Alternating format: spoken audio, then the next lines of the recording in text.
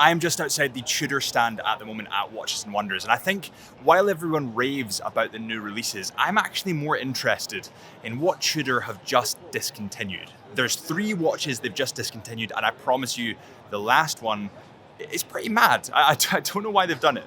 Welcome back to the Chisholm Hunter channel. My name is Harrison, as always. And the first watch that I noticed Tudor discontinuing this year, which kind of came as a surprise, but not as big a surprise as the models following, was the Tudor Black Bay P01.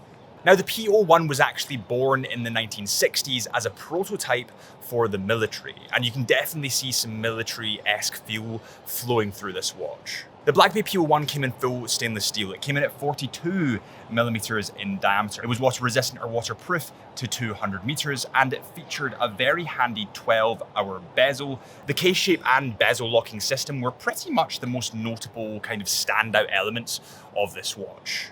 Now, although I can understand why Tudor have kind of discontinued this watch, it kind of makes me sad because this was a point in Tudor's history, a point in their heritage, and a point that is going to be left behind. Now, I'm sure there'll be some regenerations or reinvigorations of this watch in the future, but for now, it's gone.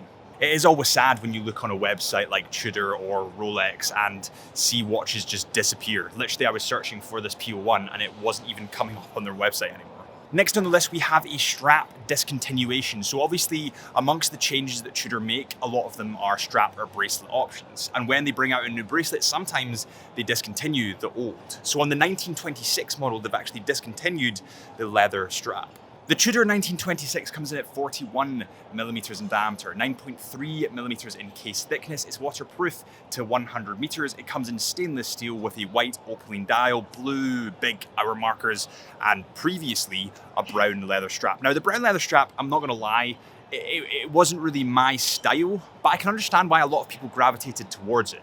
Does it make me sad that it's discontinued? Not as much as the last model we're gonna move on to, because that one, I honestly can't believe they discontinued it. By the way, before we move any further, we're going to be at Watches and Wonders the whole week, documenting literally as much as we can. So if you want to see more watches from Watches and Wonders, make sure you hit that subscribe button. I'd really appreciate it. So for years now, Tudor have been kind of honing in on their Black Bay range. We can see this in the Black Bay 58, the Black Bay 54, and now the Black Bay 68. But quietly, in the background, Tudor have actually discontinued a really key line.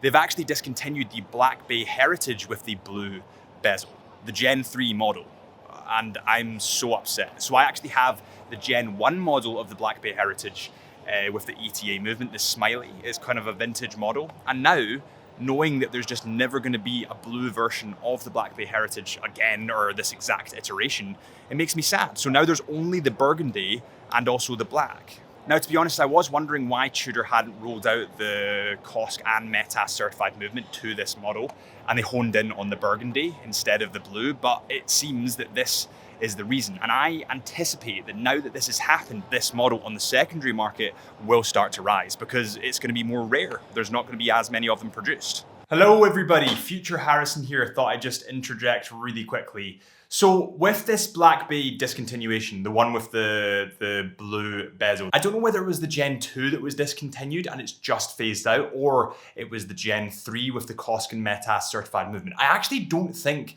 the COSC and METAS certified movement made it to this Black Bay in the first place. So that means it must have been the Gen 2 that was discontinued. Now, I don't know why they would have discontinued this. I mean, blue is a very popular color. Actually, at Watches and Wonders this year, we've seen so much blue. Everything is blue. It seems to be the year of the blue.